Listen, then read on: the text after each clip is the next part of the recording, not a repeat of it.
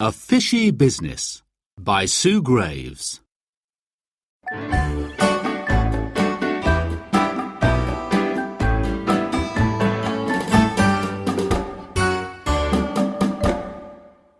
Chapter 6. The Meeting. Jack and Mary got up early the next morning. They had a lot to do before school.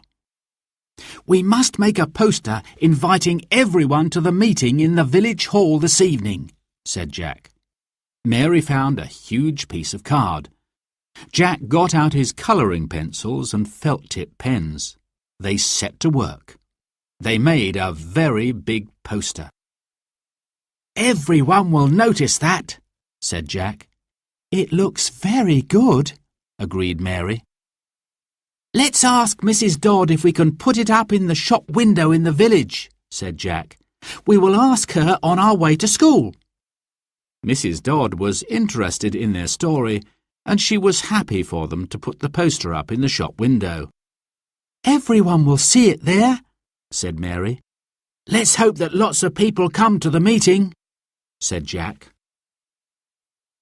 That evening, Uncle Ted and the children got to the village hall early.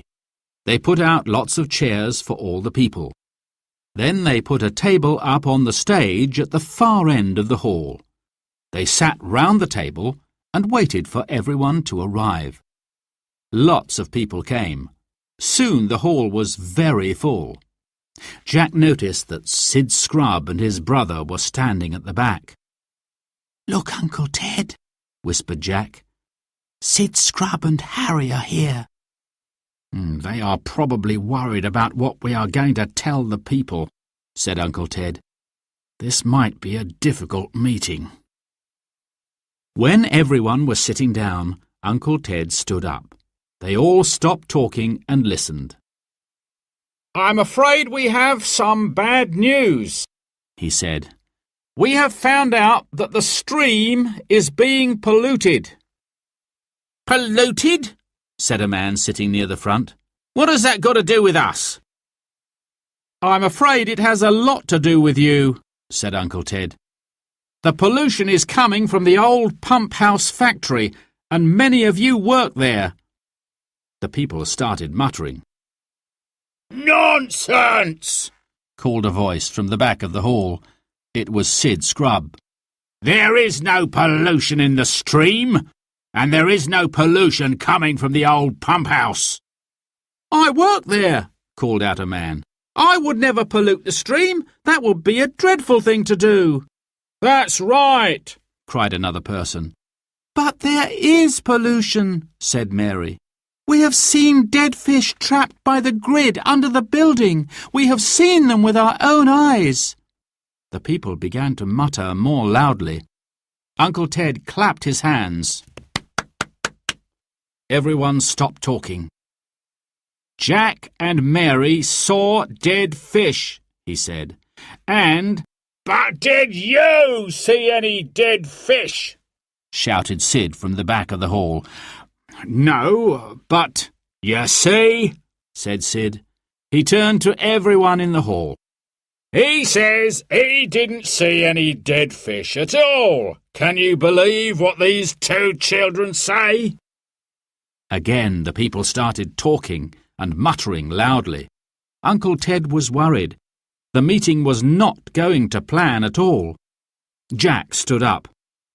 "We did see dead fish," he said, "and we saw someone pouring dirty waste liquid into the stream through a hatch under the pump house. We saw it late last night." "What nonsense!" called out Sid. "There is no hatch under the pump house. Have any of you seen a hatch?" The people shook their heads. They looked angrily at Jack, Mary, and Uncle Ted. Just then a man stood up. He looked very, very cross. "I am angry that you are saying these things about the old pump house," he said. "I have worked there since it opened as a factory. I have never seen anything tipped into the stream. None of us would ever pollute our stream. It is a beautiful place." Everyone nodded their heads.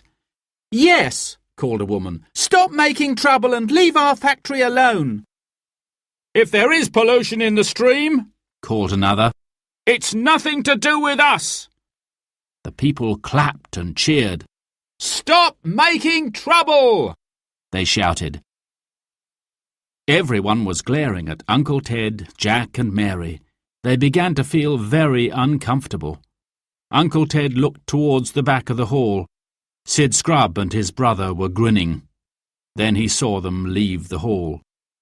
"We are telling the truth," said Jack. "We don't think you are," said a woman. "No, we don't," agreed a man. People started to get up and leave the hall. Jack and Mary watched them go. Soon the hall was empty. Jack and Mary felt miserable. "They didn't believe us, Uncle Ted," said Mary sadly. "What are we going to do now?" "Let's go and tell the local council," suggested Jack. "They will know what to do." "That's a good idea," said Uncle Ted. "All right. I will meet you after school tomorrow, and we will go straight to the local council offices."